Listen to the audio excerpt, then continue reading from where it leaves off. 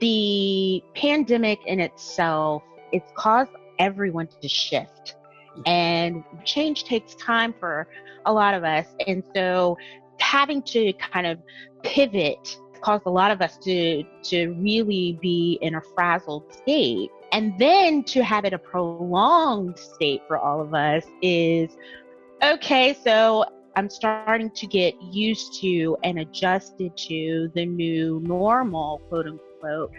And a lot of people are, myself included, are just trying to survive daily. And you just want to make sure that you take care of yourself in the midst of taking care of work and in the midst of taking care of everything else.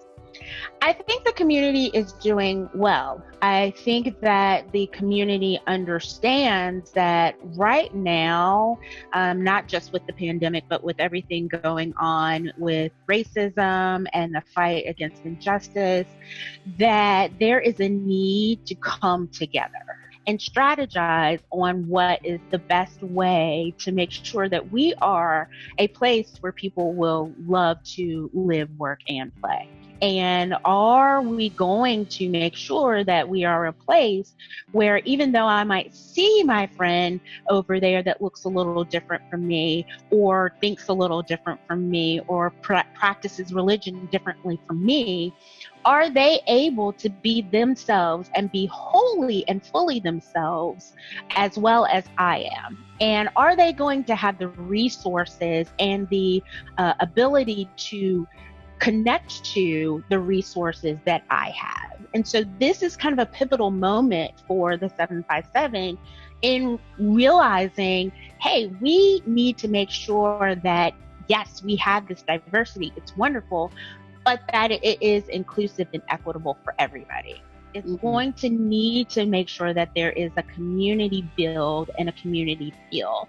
And I'm very confident that with the work that has been happening before COVID-19 and the work that is continuing now, that it will continue in the future and become that place that people really want to be. And so as you see these smaller communities starting to rise and their voices rise, giving them the opportunity to speak on their behalf, going to their tables and engaging them, is really going to put and set 757 apart from other places, especially for young professionals. For placemaking, that is really what it's about. How do we retain the people that we have? Place marketing is, how do we get the people here? Placemaking is, how do we retain the people here? Why? What makes them want to stay? And when you invest in your small businesses, when you invest in those mom and pop shops, when you invest in an inclusive and equitable and diverse type of place so everybody feels like they can belong, that's when you will have a place where people want to stay. Not just come, but they actually want to stay.